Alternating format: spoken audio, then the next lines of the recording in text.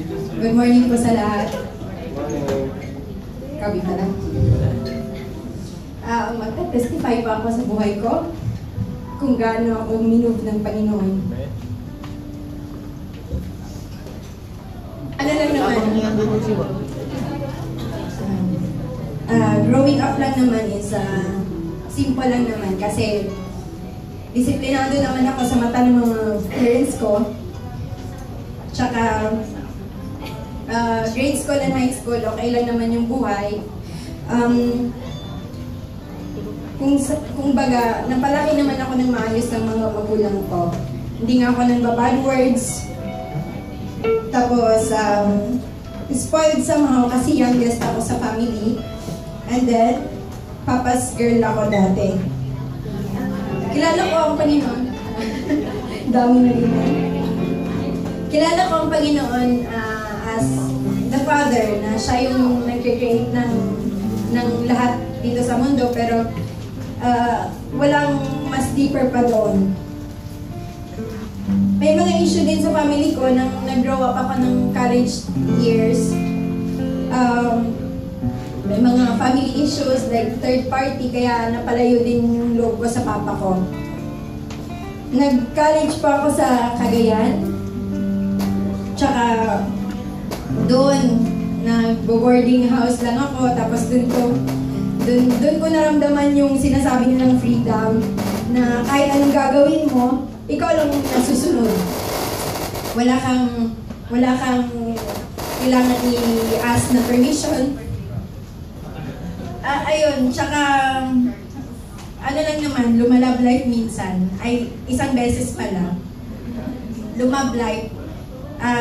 Na sa mga kaibigan, at first, mga first year, second year, college friends na mga babae, tapos pagka third and fourth na belong na ako sa mga lalaki, in which somehow, kung sa group pa, ako lang nag-iisa, ano yung sinasabi ko pa nga na for friendship, di ba? Tapos, ayun na nga, nalulong din ako sa pag-ibig.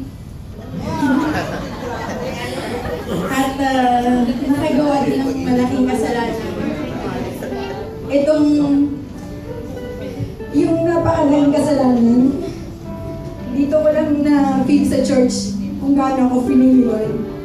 Nung college ako, nabuntis ako.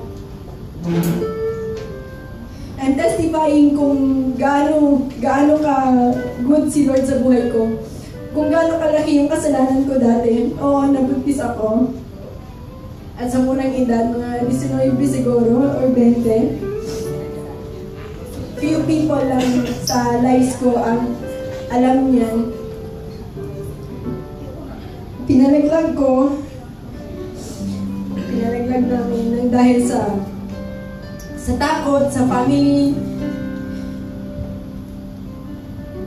Tapos ayun, parang every time na napagpapag-usapan dati, sabi ko, ang laki pala ng kasalanan ko kasi even sa conversation, hindi ko talaga makuhang ibigkas kung gaano kalaki yung kasalanan ko. Naiiyak ako every time na naiisip ko yon. Tapos every time na may nagte-testify, sinasabi ko kung gaano sila ka-free, na nakakatayo sila sa harapan. Ito pala yung kasi binibigyan ka ng strength ni Lord dahil pinatawad ka din niya. Tapos, ayun, kahit na napakalaki ng kasalanan ko, nakita ko pa rin yung goodness ni Lord sa akin. Kakapagtrabaho, nabigyan ng opportunity dito. Mantakin mo naman na isang interview lang. Nagpasa na ako ng CV from the Philippines. Sinabihan ako ng kaibigan ko na hiring sila ng receptionist. Tapos, in-interview ako from Philippines. Praise God naman, nakapunta ako kasi nga may plano yung Lord sa akin. Pagpunta ko naman dito, nakalimutan ko ng unti-unti si Lord. Trabaho, friends, inuman, mga vices, sexual immorality din. I seldom go to church nang dahil sa alam ko sa puso ko na hindi buo. Hindi wala siya sa presensya ng buhay ko. Although hinahanap ko siya, pero somehow I realize kahit na noon pa na hindi sa church, sa Catholic Church ako na full sa kanyang presence. So, hindi mo ako makita masyado na nagsisimba dito. Yung way of life ko lang dati is maging mabuti lang sa kapwa, walang masamang gagawin sa kanila. Tsaka, tao naman tayo, parang nagsiserve ako dati sa flesh ko. Ang laki talaga ng mga kasalanan ko. And I confess as well to Him, pero mali din pala yung proseso ng pag-confess kasi gagawa na naman ng kasalanan. Pero last year, pinukaw ako ng Panginoon sa trabaho namin. Pinukaw ako ng dahil sa wala nga yung sahod and everything. Okay pa naman yung first month, second month, pero pagka third month, parang sabi namin ano na ba to? Wala namang sahod, bukray siya lang. Tapos, nagna-night shift kasi ako dati. Pag night shift ko, one time, wala namang sahod-sahod. One time, nag-night shift ako, pagka morning, syempre matutulog daytime. Pag-gising ko ng hapon, sinabihan ako na bago na daw yung management. For a quick, kumbaga, yung twist niya, na iba na yung management, na iba na yung magiging GM mo, iba na lahat. Pagka next day, yun na nga, iba-iba ng tao. Sabi ko, lukuhan ito Kami yung nagtatrabaho, tapos hindi man na kami sinasabihan kung anong nangyayari. Kami pa nga yung walang sahod. Kami pa yung parang bulag sa mga nangyayari. Pero wala ka naman nagagawa. Diba? After a week na naman, nag-night shift na naman ako. Pag tulog ko, galing tulog, gumising ako, sinabihan ako ng mga kasamahan ko na balik na naman daw sa dati yung management, yung mga nag-duty last week, wala na. Sabi ko, grabe talaga tong hotel na to. Pero I praise God kasi that night itself na parang naku-confuse na ako kasi kumbaga financially, hindi naman ako gaano responsibilidad sa family ko sa Philippines. So, hindi ako masyado nababurden. Pero that day talaga, parang dun lang ako, sabi ko, hindi na to maganda talaga. But God has its own way kung paano niya binigyan ng blessing yung buhay ko, na paano makita ko siya in the middle of everything, na parang gumigive up na ako sa trabaho ko. That night itself, nag-call yung naging boss ko ngayon, nag-call siya kasi ini-invite niya ako for interview. Hindi ako nag-apply kahit saan. Hindi ako nag-take action na mag-go outside, mag-pass ng CV or anything. Pero God provides a way for me. In-invite ako ng interview. Tapos, siya pala yung boss ko, siya pala yung taong entertain ko dati na pumunta ng hotel. Naging okay naman yung response ko sa kanya, kaya in-invite ako for interview. Actually, pag-interview nga, hindi nga siya sabing interview Parang kino-convince ako na mag-join sa team nila, sa sales department. So, parang maisip din naman ako na, Lord, kung ganito talaga yung will mo, sige, I will go kasi nga, wala na nga sahod, diba? So, tinapitan ko si Lord that time sa alam kong kapit. Tapos, yung pag-transfer ko, hindi din ganoon kadali kasi si Lord hindi naman binibigay yung dire-diretso lang, di ba?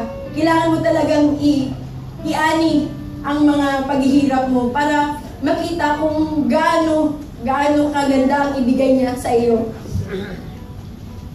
Pag-transfer ko, may ban ako, pag-transfer ko hindi kansilado, pinupush, hindi pa ako diretso cancel kasi may madaming issue yung hotel. Pero dun din nung time na yun, nung grabe yung mga trials, sabi ko, Lord, I want to praise you. I want to worship you. Pero hindi ko yun makikita sa dati ko. Sabi ko, kung may isang tao siguro mag-push sa akin ngayon, mag-i-invite, siguro I would go without any hesitation. But wala. Kasi si Lord may plano. Walang nag-invite sa akin, pero nandun yung will ko. At para matapos na yun, naging okay naman, na nagtrabaho na ako. But how good the Lord is when He provided me everything. Parang linansya niya lahat. Pinansya niya yung amo ko na Egyptian na napakabait. Ang kasamahan ko sa departamento ko na Pinoy, napakabait sa office. Yung naging circle of friends ko sa bahay, niwala nila ako sa pag-iinom, sa mga bisyo. Umiyak lang. Praise God, binago niya ako unti-unti. Nawala na yung pag-iinom ko, sexual immorality, ang pag-serve ko kay Lord, sinasabi ko, iba yung dati kaysa ngayon. Unti-unti ka talagang babaguhin ni Lord kung isasubmit mo lang yung buhay mo. Kahit na yung pag-church ko dati, kasi first Friday pa lang ng official duty ko, si AJ, kung kilala ninyo, God really provides a way talaga. Kasi si AJ hindi yan nakakapag Friday off masyado, but that time, pag start ko, andyan siya, in-invite niya ako dito. And then every time na nagpa-Friday kami, although yung body ko ayaw talaga kasi nga, ang sarap matulog, di ba? Pero sige lang, ligo pa din, punta pa din sa church, submit pa rin kay God. But I'm surprised na every Friday, succeeding na, parang may ibang lakas ako na ilo-look forward to praise Him kung gaano siya kabuti sa buhay ko. Tapos, even yung mga ka-CG ko, ini-invite ako dati, nang dahil sa hiya, pumunta ako kasi invite nga ng invite, hindi na ako pumunta. Until such time na na-feel ko yung hiya, kakahiya naman. Pumunta ako pero na-surprise ako kasi nga, hindi pala ganoon ka-bored. Hindi pala ganoon ka-boring mag-study ng word niya. Napakasaya pala. At yung feeling na hindi mo mahahanap na kahit saan man, kung hindi mo siya itatry, akalain mo talaga na napaka-boring. Pero God provides me a sister, a family, and everything sa church na to.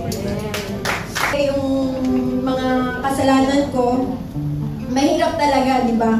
Nagdaan naman din na kayo dyan. Pero, i-share ko lang yung 1 Corinthians 10:13. No temptation has overtaken you that is not common to man. God is faithful and He will not let you be tempted beyond your ability. But the temptation He will also provide the way to escape, that you may be able to endure it. Amen? Diba? Kung gaano ako dati, at ngayon binago niya ako, God really provides a way na mawala ako doon sa buhay na napakasama. Sabi ko, kulang na kulang pala ako dati. Yung kaligayahan ko ay nasa material lang na bagay. Pero ngayon ang buhay ko, ang kaligayahan ko, ang peace, ang strength ko, nanggagaling na talaga sa Kanya. And I praise God kasi last week, nabaptize po kami ng boyfriend ko. I praise God that we submit together and we pray na He will still guide us and be the center of the relationship. At times, I am weak. He made me strong. At times I am afraid. He made me fearless. God allowed things para makita natin ang papupuntahan natin kung hindi tayo susunod sa Kanya. Alam ko maraming pagsubok pang darating, but God is my strength. He will not let me be on my own. God is good and all the time He is so good. Itinataas ko lamang ang pangalan ng Panginoon. I am free because I am serving the living God. Amen. Thank you.